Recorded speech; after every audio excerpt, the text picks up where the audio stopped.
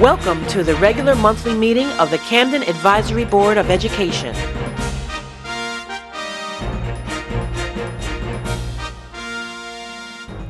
Good evening. The regular notice requirement of the New Jersey Open Public Meetings Act has been complied with, and that adequate advance notice of this meeting was given at least 48 hours in advance. On June 18, 2014, notice was mailed to the Courier Post and the Aldea. Notice was also posted on the bulletin board located near the reception desk at the central office and all school building bulletin boards within the district. Ms. Thurlberg, roll call, please. Ms. Atwood? Mr. Brito? Ms. Burley? Ms. Coscarello? Ms. Bonnier? Mr. Muhammad? Present. Ms. Reyes-Morton? Ms. Wilson? Present. Ms. Blackshear? Excused. We don't have a quorum. Raise for the flag salute, please. I pledge allegiance to the flag of the United States of America and to the republic for which it stands, one nation, under God, indivisible, with liberty and justice for all.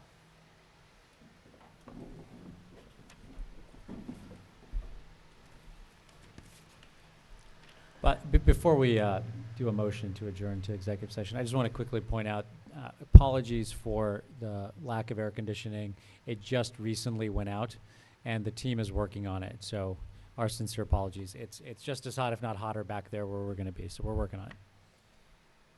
At this time, we do not have a quorum. We're going to adjourn and go into the closed session. Can I get a motion? Second? Yes. Second.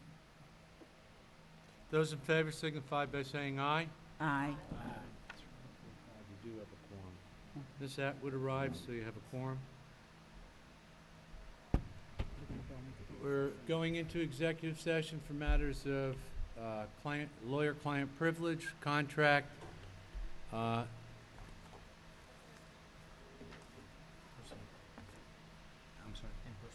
and personnel. We should be out by 6:30. Thank you.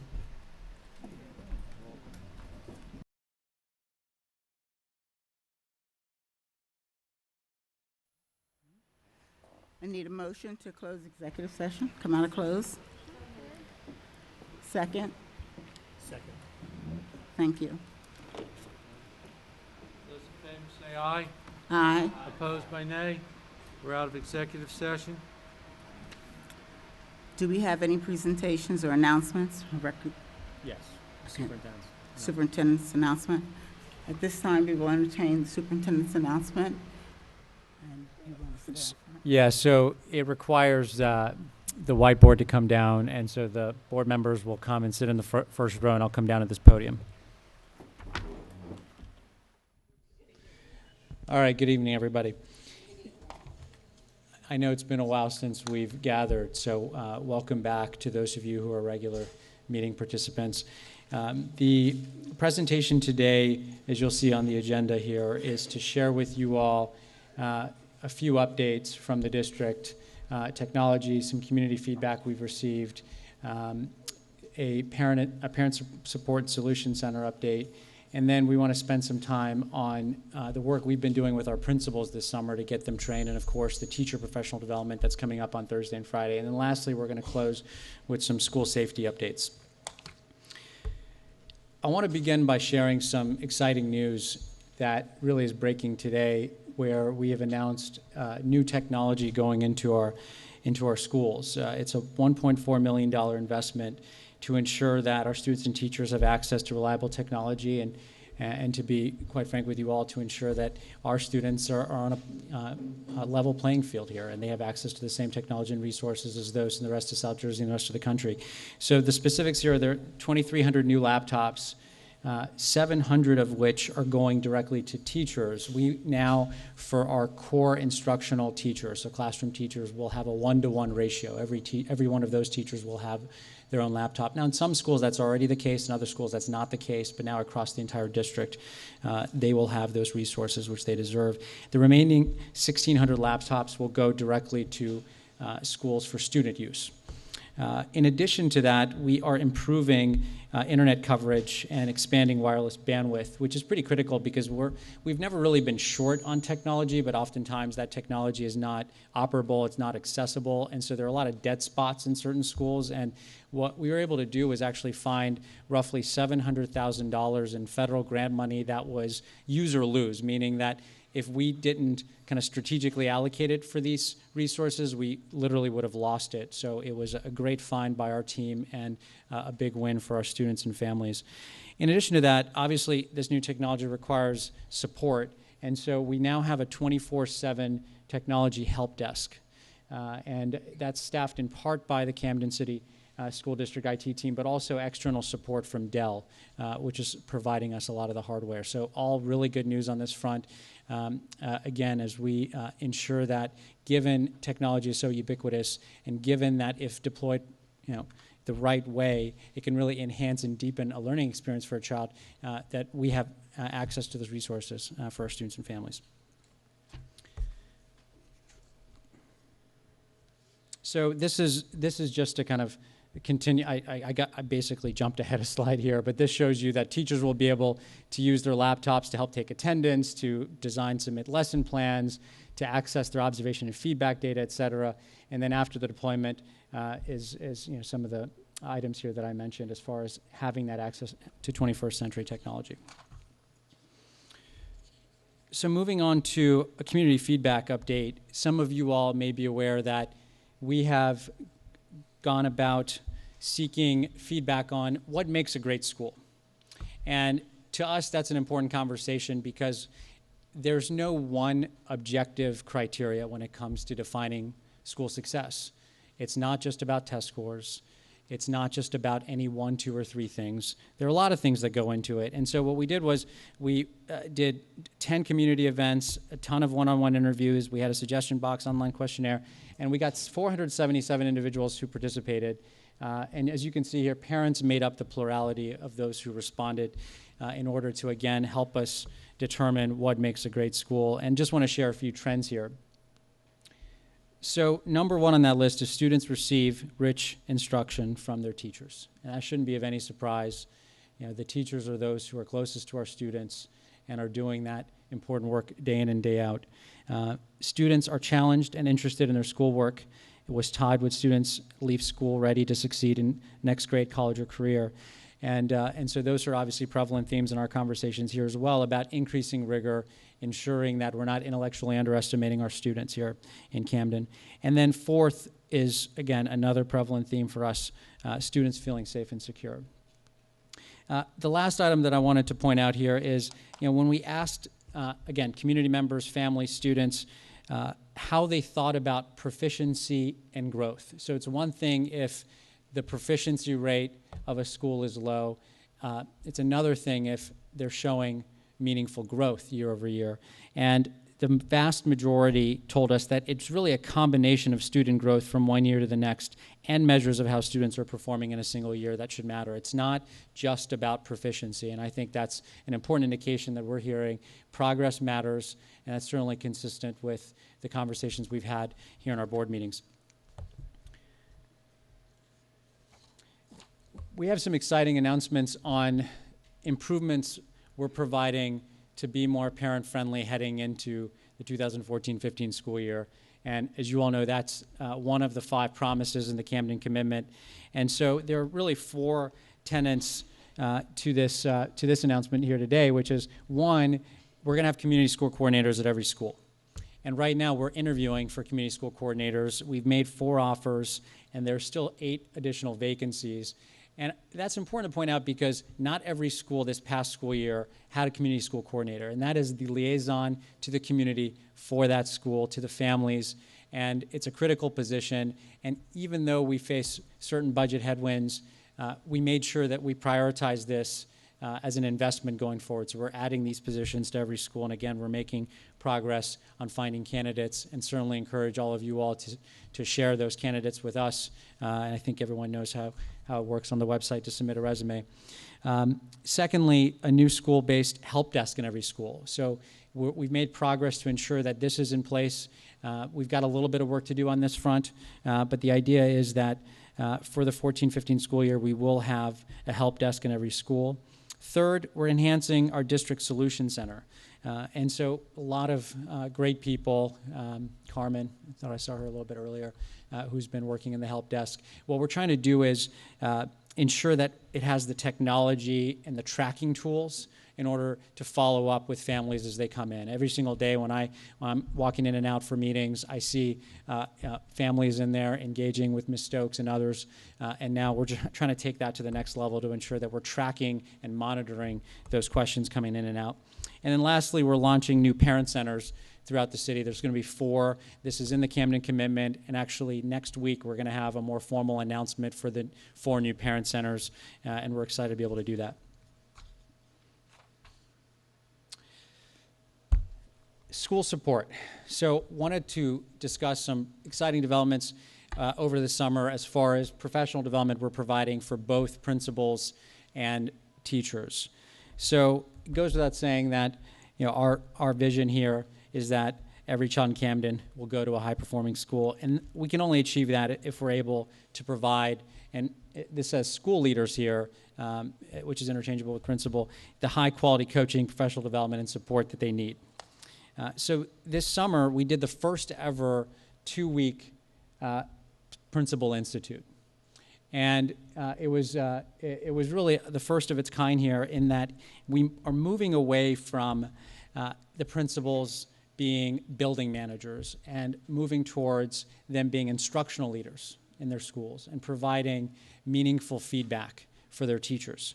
And so that's what we really focused in on during the 2-week Principal Institute. And so we're trying to increase their skill to observe and give feedback to teachers. In fact, during the 2 weeks, we did a lot of kind of role-playing where principals actually practiced giving feedback to teachers with each other, which I thought was tremendously useful. And it allows them kind of turnkey that directly into their schools. And really, again, building strong, trusted systems to help also track students who are struggling and ensuring that we're monitoring every last student in the school and getting them to the finish line. We're also going to be providing this professional development on an ongoing basis. So these aren't new ideas. I want to make that point really clear. It's not to say these things weren't happening before when I say the first of its kind, but I do think it's important to point out that we've been very deliberate to make sure that we're building these in as systems. And so what I mean by that, when I say system, every single week, every principal will have a 90-minute individual coaching session with someone on our school support team in order to review their professional development plans for their staff, for their leadership teams, for their teachers and school support staff. And in addition to that, every 2 weeks, there's going to be a 2-hour school leader cohort meeting on Tuesday afternoons in order to bring them all together and continue to have those conversations. So for teachers, we have Thursday and Friday of this week as professional development days.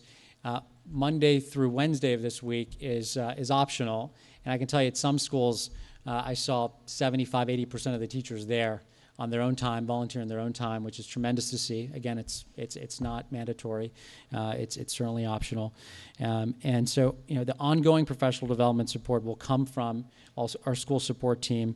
And this third bullet here, again, not a new idea, but something that we're being very deliberate about, which is we want to move away from compliance orientation when it comes to working with our teachers. Teach NJ, teacher evaluation, those things we have to do by state law, but that's not our focus. And so to prove that, every week for core instructional staff, they're going to have a 30-minute coaching session with an administrator in their school, every teacher. It's not going to be about SGOs. It's not going to be focused on the teacher evaluation framework. It's going to be just meaningful feedback and professional development from the administrators in that school. So administrators could be principal, vice principal, or senior lead educators. So the bottom line here is that our school leaders are going to be viewed as those who are supporting.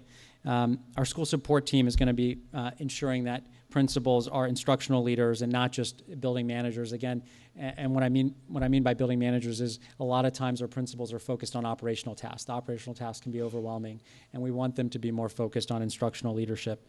The school leader is a coach with the primary responsibility of helping teachers to refine their skills, and then the teachers will receive more meaningful support and feedback. This is really hard work. I'm not suggesting any of this is a silver bullet and that we've addressed, all the issues that we face day in and day out in this school district, but I do think it's important to move away from compliance-oriented work.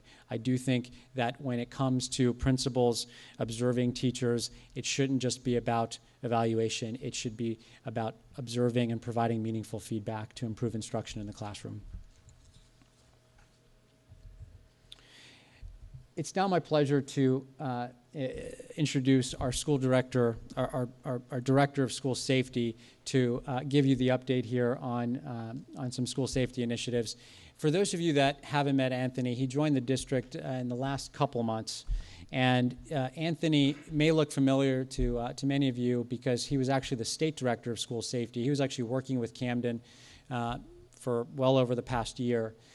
In order to update our school safety plans. You may remember that many of our schools didn't have updated school safety plans going on past 6, 7, 8 years, and Anthony worked to update every school's safety plan this past year. And we're thrilled now to have convinced him to leave the state and join Camden, where he's leading some really significant initiatives that are exciting for our students and families. Anthony.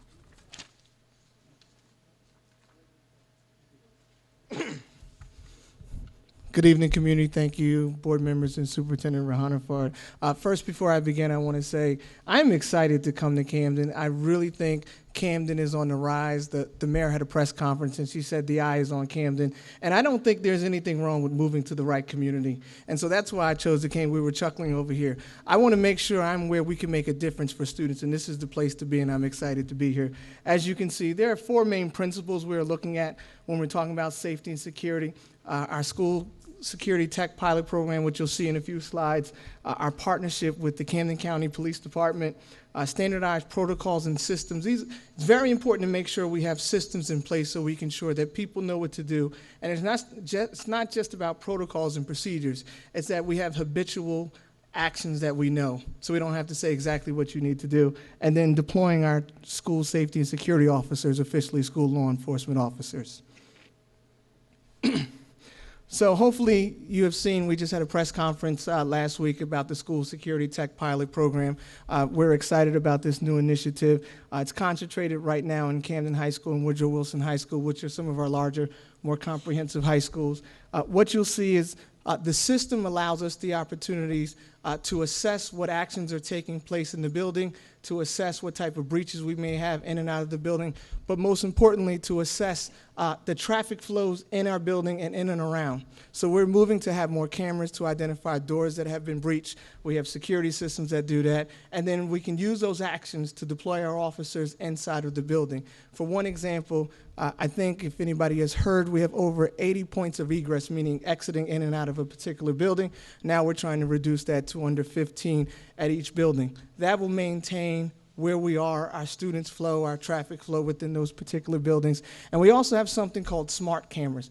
There are cameras that will have a higher resolution, better pixel to make sure we can identify what is taking place. I don't know if you've ever seen with your own cell phones where you take a picture and then you zoom it and then you can't see anything. The particular cameras we're using, where we zoom, we have better pixel to see what is taking place. So whether it's we're looking for a particular license plate, just using random stuff you can see. Our relationship with the Camden County Police Department has changing dramatically. One thing that I think you should be proud of is that we are meeting on a weekly basis. So every week, the Camden County Police Department, their upper echelon security staff, chiefs, assistant chiefs are meeting with us to figure out what we can do to make sure we are assessing about how we're deploying our officers, where incidents are taking place, and what type of real-time information can be assessed. That includes mitigating anything before school, after school, or if something is happening on the weekend as well. In addition, we're doing something what we call the City We Serve tour. I don't know if anybody has heard of it, but they're brand new. What it's called is where the Camden County Police Department is taking new staff that we hire and/or veteran staff and taking them around the city. So you can see the different parts, whether it's East Camden, South Camden, and say, hey, here are our cohort of schools. This is what this particular community looks like, because you can't serve a community you don't know, and you can't teach a child you don't know. And so this is an aspect where we continue that process. And then safety cloud development is we're trying to become innovative and maybe have one of the most innovative school safety and security systems, which could be a command center where we can identify all of our schools, all of our evacuation points, all of our safety teams, and identify where those things can mitigate particular items. You guys are familiar with the Safe Corridors program, Safe Haven, and then I'll introduce the Parent Ranger program. One particular item is we launched the Safe Corridor program back in February of 2014. What we're looking to do is we've updated the map already. We have schools that have closed down citywide, and just so you know, the Safe Corridor program are for all schools across the city. So it's just not public schools, it's public, parochial, any sort of charter schools. They are all indicative of that. We'll take questions later. And then we're also looking to expand the safe havens. The safe havens currently are fire stations and schools. We're also looking to branch to see if we can expand that to include faith-based institutions as well. The mayor put out a call to service in a press conference for parent rangers. This comes back from last January. I think it was the District Parent Advisory Group. They asked if we can reinvigorate the Parent Ranger program to have people to expand the Safe Corridor program. So we have crossing guards, but we also need parent rangers, whether they're guardians or parents, to participate in this program to make sure we are having safe corridors throughways to schools. I don't know if you're familiar with any sort of walking school buses that they have within different cities and different safe corridor programs. Anti-bullying, Andrea, I think is here. Andrea, if you can raise your hand. You guys have heard from Andrea. We will hear some information in a little bit about our school safety teams. And anti-bullying, I just want to remind you, is about harassment, intimidation, and bullying, which is about having safe and secure environments, making sure we're having positive behaviors in and outside of the classroom. And then we have new reporting and investigative responsibilities. So what you can see here is the reporting fields that we have for harassment, intimidation, and bullying. If you go to the second column, in 2012, 2013, we had 288 investigations. Confirmed cases, we had approximately 110. So now if you go to 2013, 2014, we've had fewer cases and fewer confirmed cases, which is a decrease of 7%. Confirmed cases decreased approximately 20%. I think that is indicative of having a staff. We have an anti-bullying coordinator who is aggressive about her job. She takes it very seriously in making sure that our anti-bullying specialists at each school are receiving the appropriate professional development, and they know what are the parameters for confirming and not confirming a case, and pushing that forward to Andrea. School safety teams. So across the state, every school district has to have, and every school has to have a school safety team. What is required is that the State Department of Education has required that every school district does an assessment of every school to see if they are meeting the anti-bullying regulations. So you'll see some numbers here. So the district score in 2012, 2013 are 46. I just want to reiterate the 46 is out of 78, because a lot of times, I know it says out of 78, we just think 100, but it's 46 out of 78. We have made a dramatically increase. We went from 46 to 56 for the current school year, and moving forward, hopefully we will improve on those particular items. Just a note, if you're looking at a particular benchmark, there are 26 core questions for the school safety and security assessment. So 52 is our benchmark. We think we are meeting our benchmark and or exceeding it with a 56, and you can see that there. So areas to improve, we're looking at to make sure that we can spotlight contracted services for different providers, training for the HIB policy and our anti-bullying specialists, methods to provide the mandated HIB suicide awareness, and then the procedures in place for reporting and investigating these particular items. To the right, there are areas that we need to focus on, making sure we have the appropriate HIB programs, whether they're school-based and or scientific-based. collaborating with local law enforcement and HIB. I think this is an area we can increase. We need to have local law enforcement provide feedback on any type of anti-bullying programs. This is something that I think will increase our score next year. And then making sure our bullying awareness and character education curriculum continues and becomes more expansive. I just want to stop for 1 second. Andrew, anything you want to add? HIB is for harassment, intimidation, and bullying. If I didn't mention it, I apologize. To close, as we begin to open doors to safer schools, that's our motto in our office, the Office of Safety and Security. We're practicing the 4 C's: communicate. We've had an interview. I interviewed with CCSD-TV. CCSD-TV, not Channel 19, just for everybody that knows that, because Channel 19 is based on your cable provider, I was told. We've updated our safety and security website.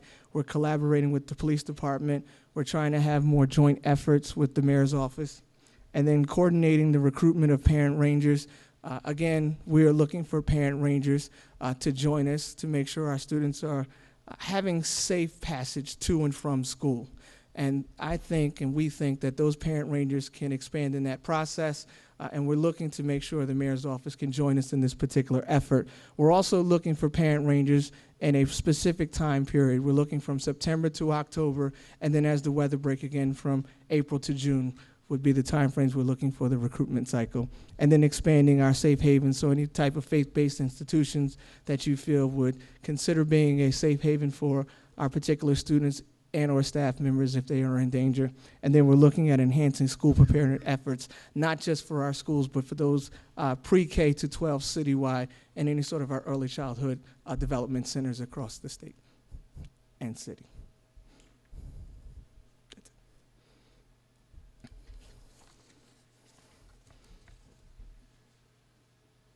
Thanks, Anthony.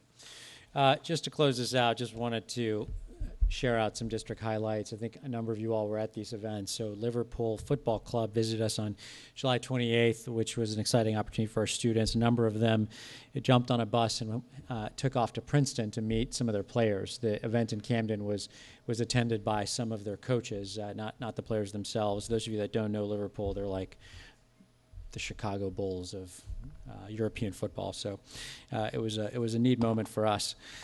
We've got about 600 students that participate in the Soccer Success Program, so a good number of students did show up. The Special Olympics were held recently, and I want to give a big thank you to Ms. Sharita Cooper, Wanda Tyson, Jill Traynor, and a number of others who helped throw that event. It was tremendous. We had several hundred people show up from across Camden to be able to celebrate our students. The summer school program wrapped up. I think everyone's aware of that. It was a successful summer. There were 8 sites, and yeah, a lot of positive stories to share there. And lastly, the SWAG program, which was our summer internship program. We had 10 college interns, all Camden District School alumni, and 100 current students who worked across our district schools in the TV studio, various offices in the central office. So it was a great opportunity for them to experience life in a school district. That concludes the superintendent's presentation, and we'll move back up to the stage. At this time, would any of the board members who went to the principal's training like to report out? Ms. Atwood, would you like to speak on the principal's training? No? Okay. I had the opportunity to go to the principal's training on Tuesday and Wednesday. It was a 2-day training that the board was allowed to come in to see actually what was taking place, that would be dealing with the training of our principals and how it was going to be related to the curriculum and how they were going to be relating to our students this year. There's a lot of changes. I was very happy with what I saw as far as the trainings and the domains. They had 4 different domains that they went through. And Mr. Sean Gallagher was, our deputy superintendent, was there along with Ms. Kerwin. Mr. Bell did the presentation on Tuesday, and Ms. Fickey did the presentation on Tuesday. they're dynamic. There are two of our have been teachers in the district, but now have moved into other positions, but they are doing a lot of the training for our principals. I would say to you that my concern is that when the time for the principals to work with their teachers that are in their schools, because if you remember, we talked about the Denny, which gave us information for the district, and then we talked about the CINI, which was for the individual schools. So now that information is coming down from 2010, moving forward, we're now beginning to see how all of this is beginning to align with where we are today, with the training that took place for the principals, and where the training is going to take place through Ms. Fickey with the principal, with the teachers that's going to be in the classrooms with the students. And I could see how all that came together by the end of the training on the second day with the principals. My biggest concern was to make sure that our children will beginning the professional development for the Charlotte Danielson system, because that's what we have in the district. New Jersey has picked that up from 2010, and we're now 2014. Our teachers have to get that professional development in order for our students to be receiving it, dealing with the Common Core, which is your literacy, your math, and your science. And then we also have to be concerned that the park is coming, which is taking place for what New Jersey Ask was doing. So for me, right up until today, when I talked to Ms. Fickey, I feel very good about what we're doing as we move forward. I was really on Paymon in reference to that, trying to make sure that not only was the principals getting the training that they need, but to make sure that the teachers get what they need to give our students. So thank you so very much for Sean, for allowing us to come in to the principals training and Paymon. Thank you so much.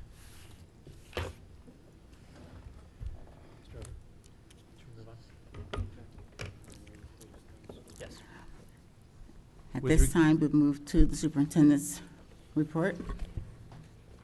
We already went through it, so we can go to the business. Oh, okay. With regard to the business items and agendas, we have the minutes from the June meeting, the financial reports from June, the bill list from July and August. In addition, we have agenda items 1 through 55 to have approved this evening. Item number 15 for the board's note is being removed because when the bids came in, they came above what was budgeted, so we're going back out to bid for that item.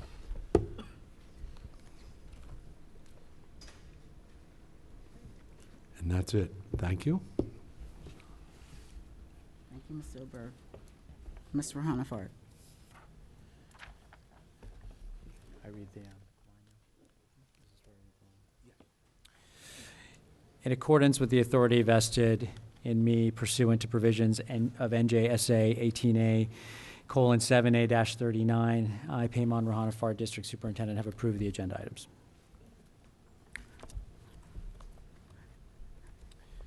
Thank you. Public comment?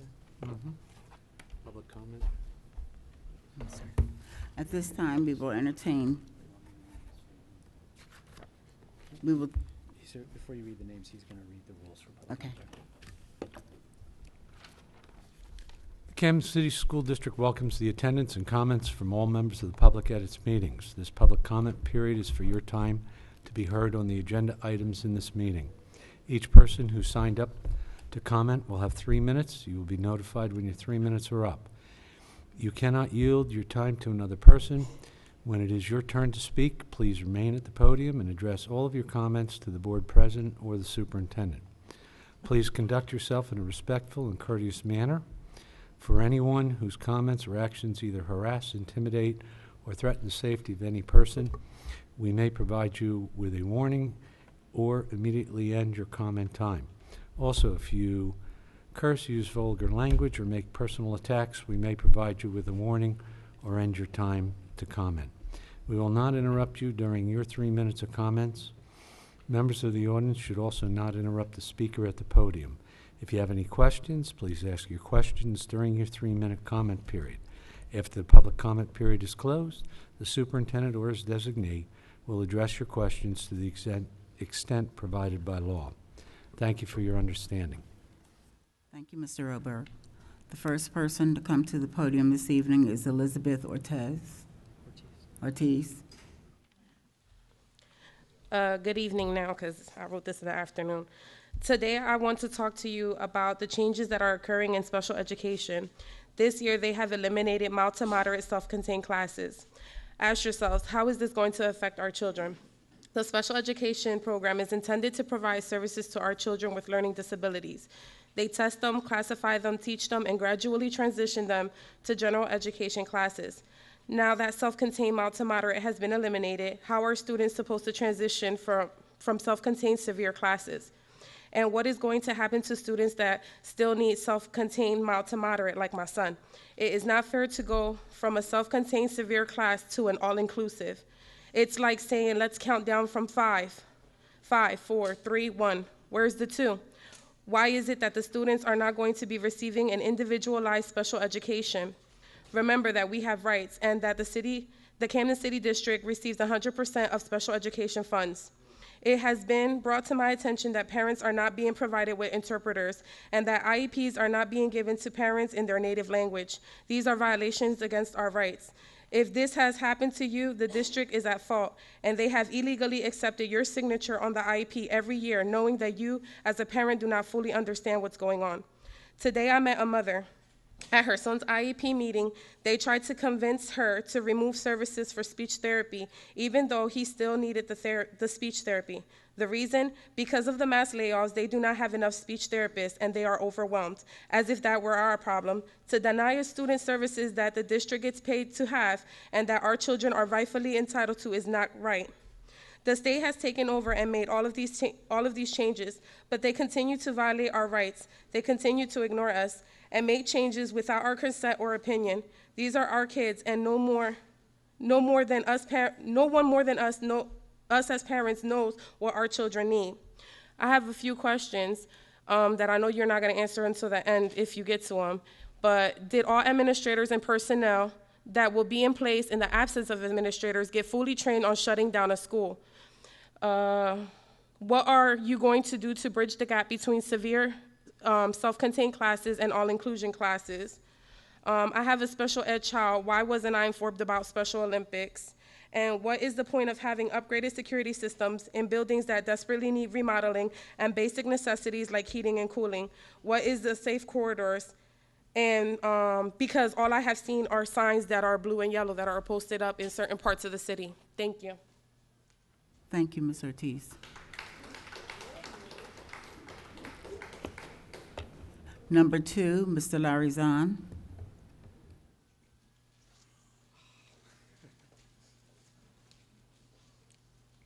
Good afternoon, but I don't want this held against my 3 minutes, but I was always told that when we look at somebody speaking, kind of respect them by looking at them, not take notes or play it on an iPad or anything like that.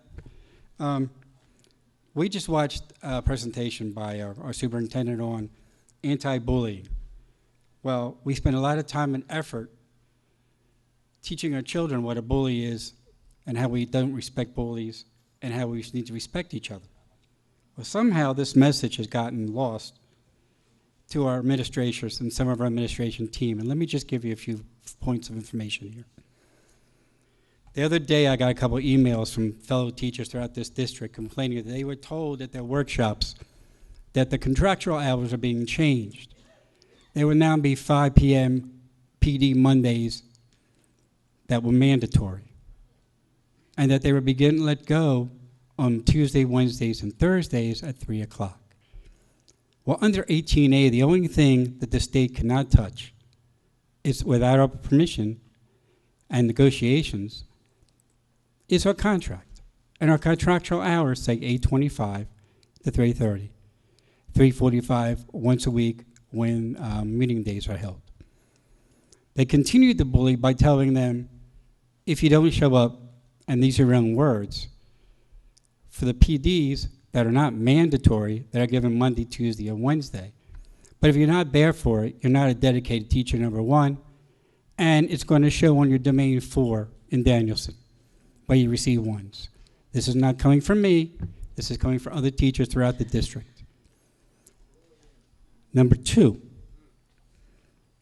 this, you have said, and your team has said over and over again, that you're not handing out, and this goes to our community, phone numbers, addresses, and names of children in our district to either Uncommon or Mastery. So my question would be this.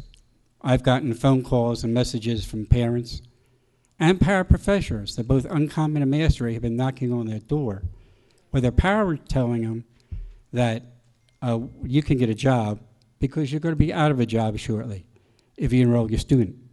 Where their parents stating, your child's the type of child we want in our schools because they passed the New Jersey Ask. Well, these people had no idea who lived at these addresses. How did they get that information?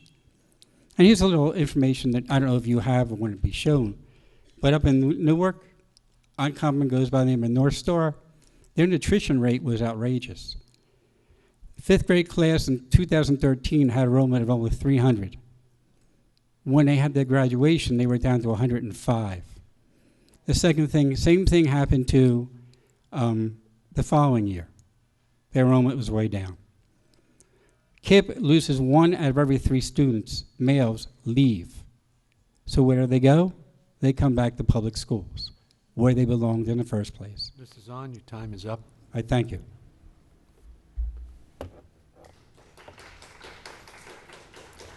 Number 3, Mr. Robert Farmer. Good evening, our community, members, and our advisory board. I'm Robert Farmer. I'm the current president of the Camden Education Association. And this evening I approach you with concerns about respect. I have received many calls this week and towards the end of last week about staff being transferred basically without any notice. Some of these staff members had went in early and set up their classrooms. Principals did not tell them that they were going to be transferred. They said they didn't know. I don't know how true that is, but they weren't aware of the transfers. So the teachers had to take down their rooms and actually move to another location. Our clerks, some of our clerks has been transferred over 3 to 4 times in and out of buildings. They're very frustrated, stating that, it's like they're pawns. And I think that, it should be done with more tact, if I may. To be moved 3 and 4 times, I don't see what's the problem. When I call up to HR, I get, we're working on it, and we'll get back with you. Secondly, I do appreciate and I commend the state on their new initiative with the cameras in the high schools. I think that's a very good start. But parents, we have been talking to parents and we have been talking to the community, and they want to make sure that the middle schools, the elementary schools are not forgotten, because some of their security systems are dilapidated.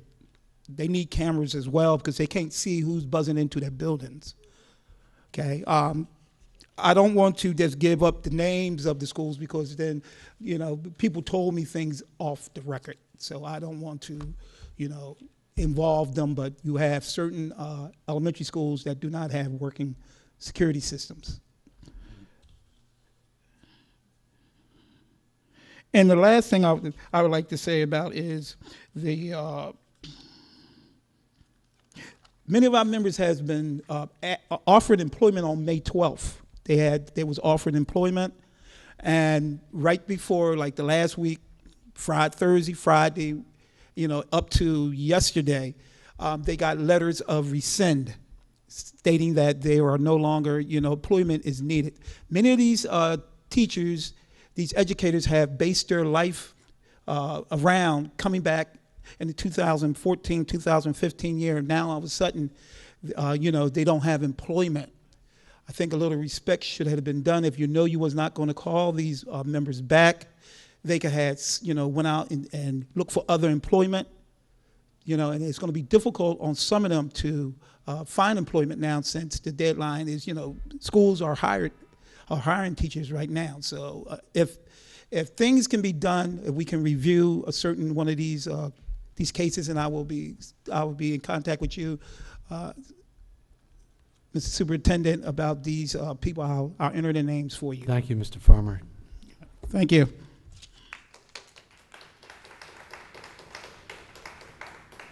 Number 4, Ms. Judith Moth. What is it? Hi, my name is Judith Moda, and I'm a parent. I came to touch on a couple points. Why is the district promoting charter schools if charter plays by a different book of rules than the actual public schools do? Charters only provide all-inclusion special ed. They don't have severe, self-contained, none of that. So how is that to benefit our children? Myself and a couple other parents have gone door to door and asked if they knew who Payman Rahanifer was. A lot of parents didn't know who you were. Yet, you say you've spoken to the parents in Camden City. I've spent hours in the street with my children walking in the heat asking them if they knew who you were. You're not closing our schools, but you're giving them away to Mastery and Uncommon. But the governor vetoed that amendment. Segregating our schools, Pine Point, half remodeled and half not, what sense does that make? Why not fix up the whole school? Let all the children, okay? Whether it's charter mastery or not, let them all benefit from it. It's not fair. You were gonna cause such a great gap in these children and fights that it's not even funny, okay? It's gonna cause fights amongst the children. You might as well just smack a black label on one side of the school and the other one, because it's segregation nowadays. That's what it is between the children.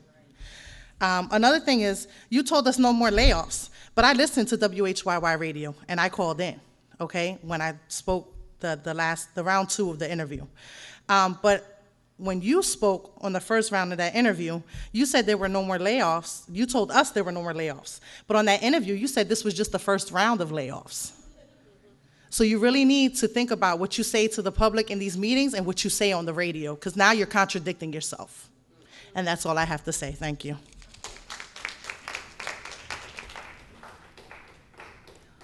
Number 6, Ms. Claudia Cream.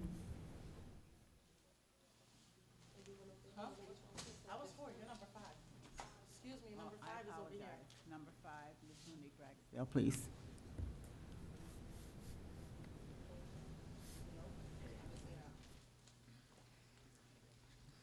Good evening.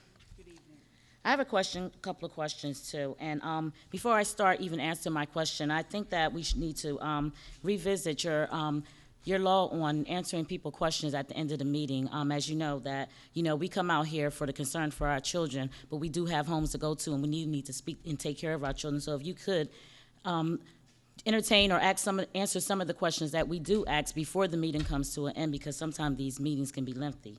But I was looking at some of the resolutions on there, and I just wanted to know, I see 2 high schools, Brum and Creative Arts, they're doing internships and stuff like that, and I see that they're trying to come around, but why is it only limited to 2 high schools? Because we have more than 2 high schools in here in the city of Camden. That's something I wanted you guys to look to. Another thing I wanted to find out was, what is the Goodwill Open House for CHS? That's the Camden High School. And the safety plans. I understand about the safety plan. I understand what you are doing. Of course, children's safety are number 1. But like you said, they were going to be used for all schools in the city. Will all schools be providing funding for this as well? And for special needs. Special needs is also one of the questions that I get. Special needs is not one of my specialty, and when I do speak to the parents, I would like someone that they can speak to when they come to me with these questions about special needs. I had no idea that some of these things were going on, and a lot of parents are in an uproar about what's going on with special needs this year. And I know at the end of last school year, there was a lot of layoffs or risks for the special needs, and also with the technology. And I see that you're implementing new technology. I know that you're going to have webinar trainings, but it would be good to have somebody there who can actually go step by step. So if the teachers know what they're doing with the technology, they can relay that to the children. And that's all I have. Thank you. Ms. Claudia Cream, please, number 6. Good evening, Claudia Cream, one of the outstanding instructional leaders that was from this city as a principal, because instructional leader was not a new mandate for the principals, and the principals that are still here, that are seasoned principals, know how to be effective, outstanding instructional leaders. So that was not new. I direct your attention to a job description of the lead educator. So I need to know if this was approved by the county, number one. And as I perused the job description, there was nothing in there that referred to any input with the principal. The principal was not included at all in the job description.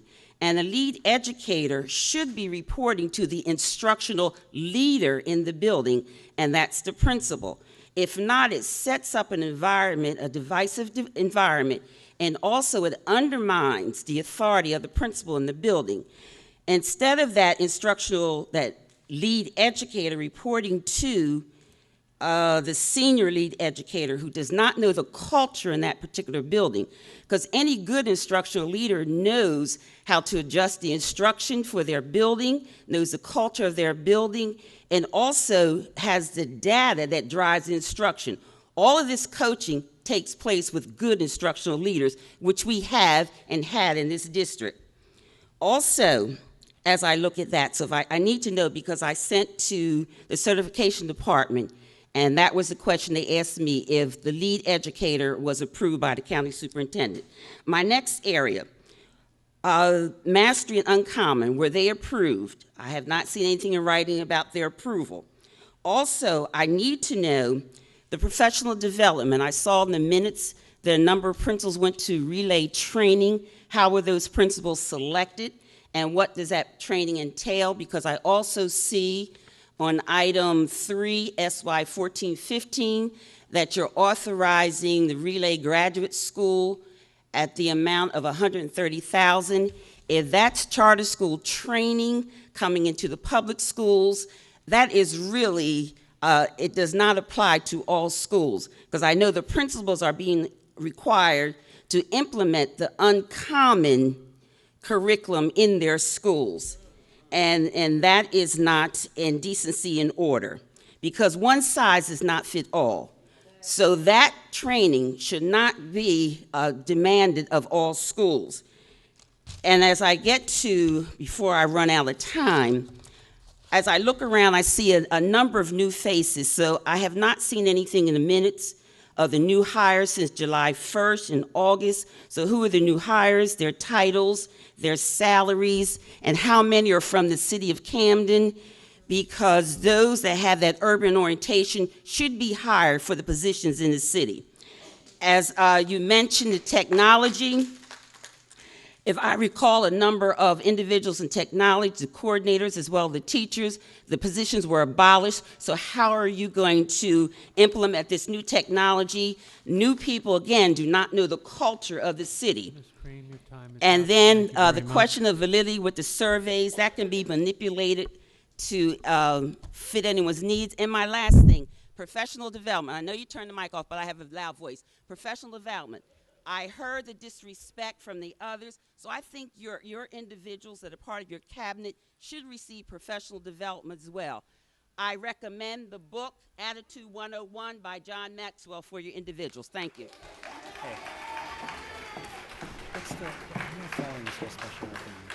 Thank you, Ms. Cream.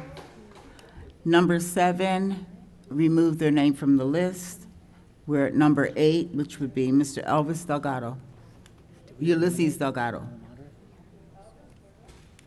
My son's Elvis. Good evening, Mr. Superintendent and Board. Mr. Paley, I'm going to thank you for coming out an event we had a couple weeks ago at Bowman's Park. You among them with our children, get to know the superintendent. That was really nice of you. I'm concerned about Woodrow Wilson High School.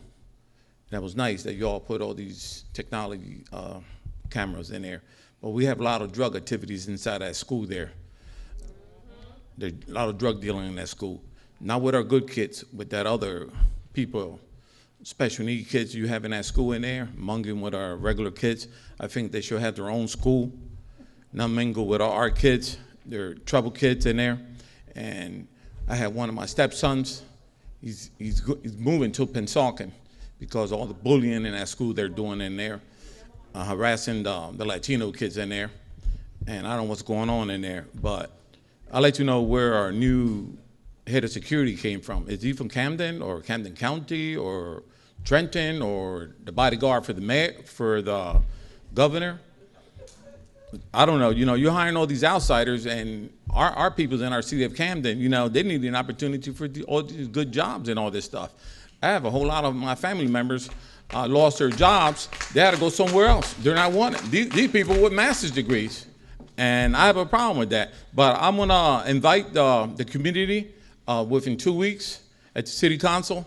I'm giving some awards to certain people. People are gonna be mad at me, but at the end of the day, that nobody pays my bills, and these people earned these awards for safety in our schools and in our city, East Camden. I campaign daily on Fridays and Saturdays in East Camden, fighting the drug dealers, telling them it's time to hit the road. I was at Winslow the other day at the freeholder meetings, and Winslow's getting bad, worse than Camden now. They're getting killings down there, and they're having their drugs. The cops are doing such a good job. They're flushing all these individuals into the suburbs now. They're having their own problems. I told them it's time to join Camden County Police Force and join us, because they're saying, oh, I don't want my tax money. Your tax money's going into Camden City. We're sucking it all dry. We're flushing all our bad peoples out there. You know, and it's a shame that you're laying off all our good teachers, and you said you have a deficit, and you're hiring. I'm confused at that, Mr. Superintendent. I really am. Do not let go of our good teachers. These are great teachers in the city of Camden. 7 of my kids went to Camden schools. They graduated, and they all got good jobs throughout the county and throughout the state and all this.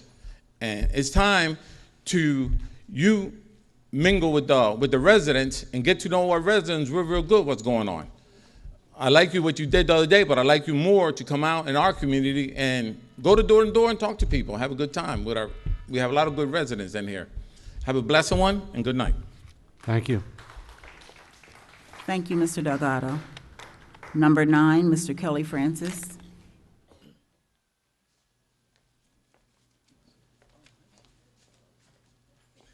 Good evening, Mr. Roundapod, board members. Kelly Francis, Camden County NAACP. I reported to you folks back in June about the success of our students in our academic, cultural, technological, scientific program called ACSO, and how well they had done in the state competitions. They were, I think, 15 medals they won in the state competitions. 6 were gold among 4 students, and of course those 4 students were then eligible to compete nationally. And we took them on July 16th, we took them to Las Vegas, Nevada for the national competitions at the National Convention. And our students performed admirably, and they were very successful. The 4 students competed in 4 different categories. One of our students, oh, by the way, this is a countywide program, and all students from grades 9 to 12 can participate. But this year, all of the gold medal students who were eligible for national competition were from the city of Camden. Okay? And they returned to the city of Camden. One of our students, Michael Spearman, received a gold medal in music composition. He composed an original piece for a jazz group, and he received a gold medal. It's our first gold medal that we received from our students. So far, we have received 9 national awards in our 11th year of competition. And our second student, who won a national medal, won a bronze medal in the category of filmmaking. He produced a short video, and he received a national bronze medal. So our students competed nationally against over 600 gold medal students from all over the United States of America. So they were the ones who were the competition, and there were about 78 national winners out of the 600, and 2 were from the city of Camden. Yeah, and the state of New Jersey, we won 9 medals total. So, so our students competed against the best talent in the United States, and once again, they were successful. So this is a testament to the type of instruction and teachers and mentorship that they receive in the city of Camden. All of our operation, the branches, people who serve in the branch, volunteers, no one's paid. We receive no grants from any source. We raise our own money. It comes out of our pocket.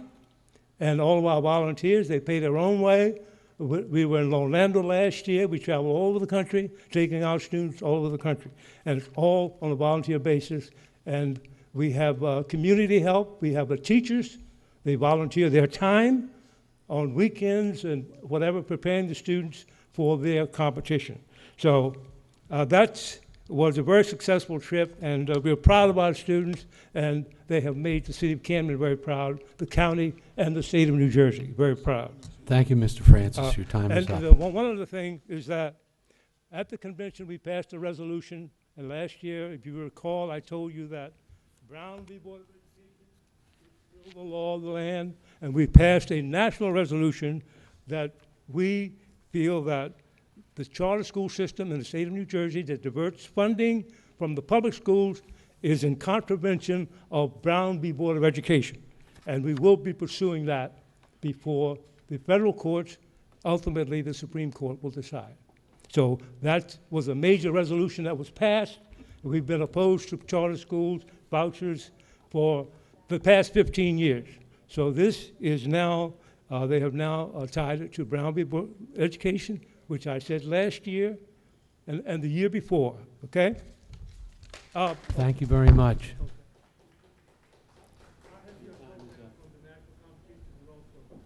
Thank you, Mr. Francis. That's it. That concludes our speakers for this evening. So I'm going to respond to some of the questions and feedback. I'm going to suggest, as I always do, is there another speaker? Oh, your name was crossed out, Ms. Stokes. Come on up. Come on up. Was inadvertently crossed out. We want you to talk. We encourage you to talk. That means I get extra minutes. 6 minutes. I got 6 minutes, okay. Good evening, everyone, and good evening to all the staff members.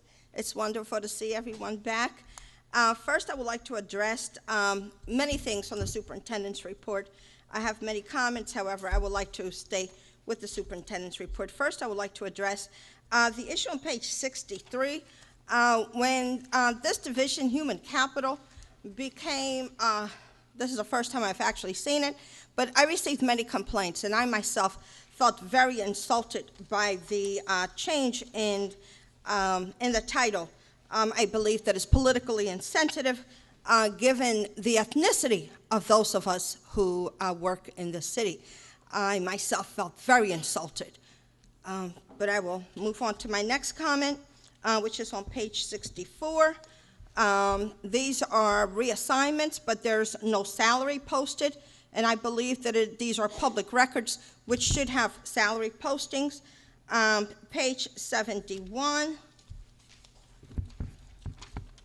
I would like to acknowledge the death notice of a good friend and a wonderful worker that I worked with for many years when I worked at H.B. Wilson, Miss Lisa Canty, who served this district for 16 years, so I would like to acknowledge her death. I would also like to go to page 72. Again, no salary posting for these individuals who are being reappointed. I believe it's a matter of public record, and they should be. Also, I have a question regarding these senior members, tenured staff who are being reassigned to positions to be determined. School starts next week, yet everything's to be determined. So that continues on for a couple of pages. I would like to also address these postings. Many of these individuals, as Mr. Farmer acknowledged, have called me and said, I'm being transferred, no notice.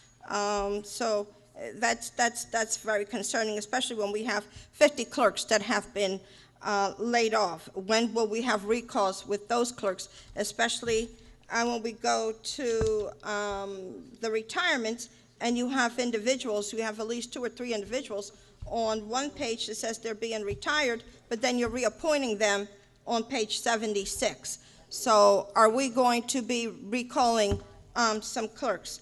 73, social workers, again, to be redetermined. Many of these people need to know where they're going to be since they start school next week. 73. My last thing I want to address, even though there's a couple of other things in here, is this whole onboarding orientation, as Ms. Claudia Cream eloquently expressed.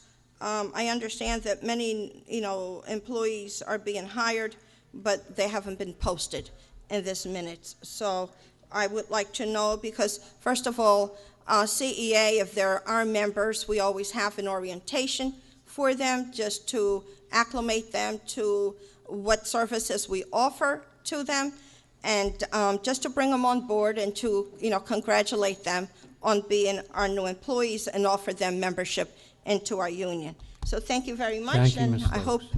I didn't take too much time. Ms. Burley did a retirement. Thank you, Ms. Stokes.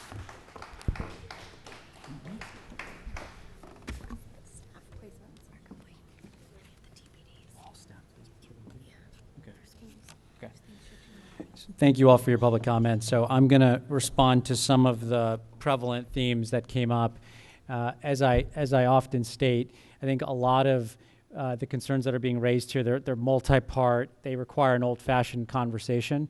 And so some of our staff will stick around after the meeting, as we always do, but also open up to just scheduling a meeting, sitting down, and hashing things out. Because, for example, Ms. Ortiz, Ms. Moda, Ms. Ragsdale, Ms. Cream, you all, in my notes here, you raised multiple items that each could require 15, 20-minute long conversation. So I will do my best to hit on some of, again, the common themes that were raised. So on the special education placements, we have not done away with the mild and moderate program. Let me get to it.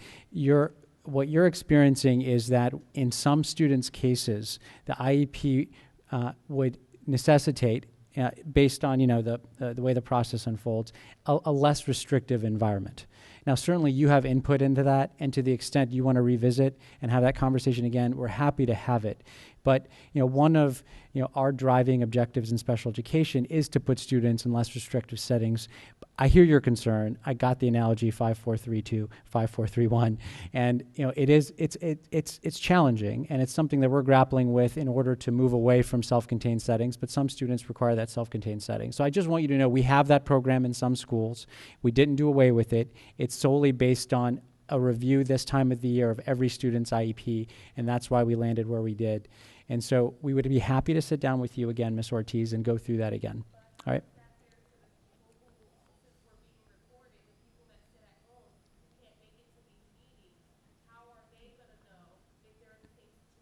We share out the Solution Center phone number, the district email address, and so anyone at home can also reach out to us and have their questions addressed. We are striving really hard to get back to every last, yeah.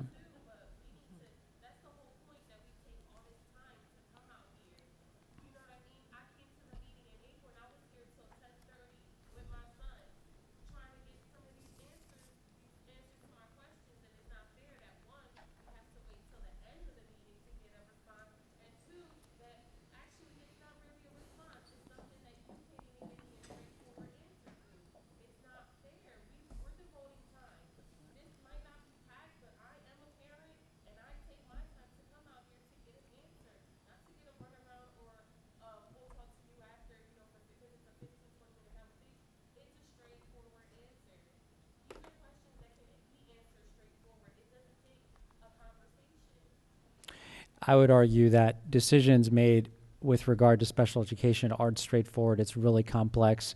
I apologize that you think it's a runaround. In my point of view, it's really complex, and I think it does warrant a more in-depth conversation. Yeah.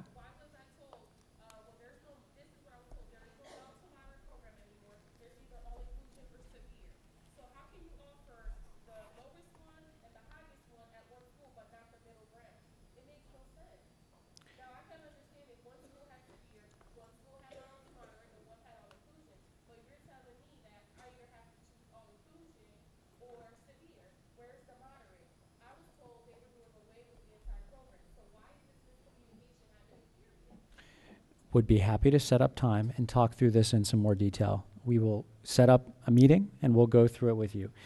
Another concern that was raised by Mr. Zahn was about contractual hours, and I just want to make clear, in spite of whatever was communicated, we're working with Mr. Farmer to address this issue. We're not going to break what's in contract, so whatever you heard is incorrect or potentially misleading, what may have you.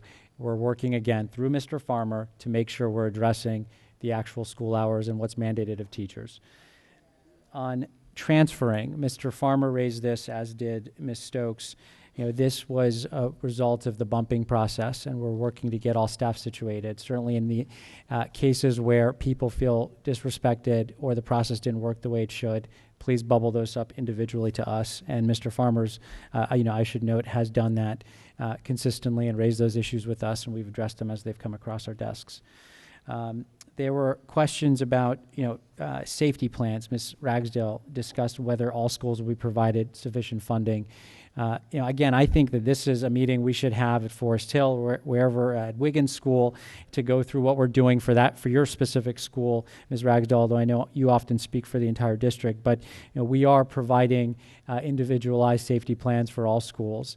Now, the high schools did get a more significant infusion of resources, and I believe that's because those two facilities were just that much more neglected. You've also got older students, you have more incidents there. Mr. Delgado, raised some of the drug trafficking that we've heard about there, we know about there. So, that's why we prioritize those two facilities, but we'd be happy to talk to you, and Anthony would be happy to talk to you about what we're doing specifically at some of the other schools. The staff placements are complete. I think what's important to note in the board report today is that it's not real time. So the board report has to be completed in advance, printed and so on, put on the website. And so that is, it's somewhat stale information.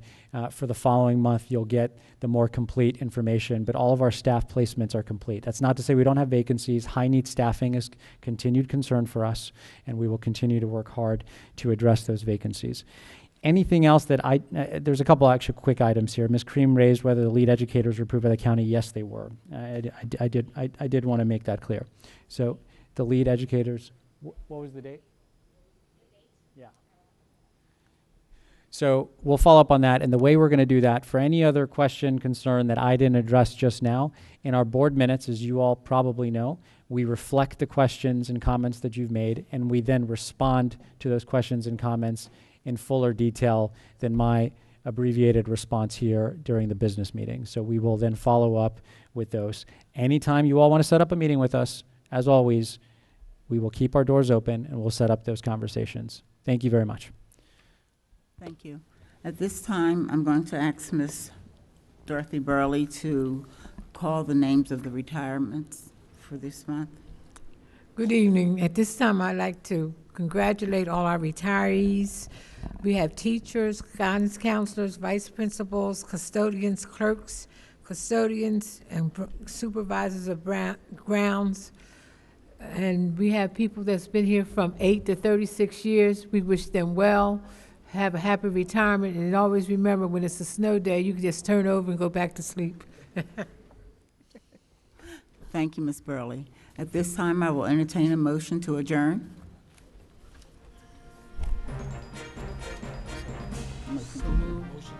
Oh, so moved. Second. Thank you. Opposed? We're adjourned.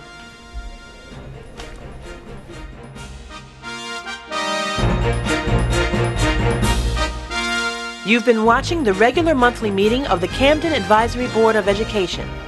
Join us next month for the regular monthly meeting of the Camden Advisory Board of Education.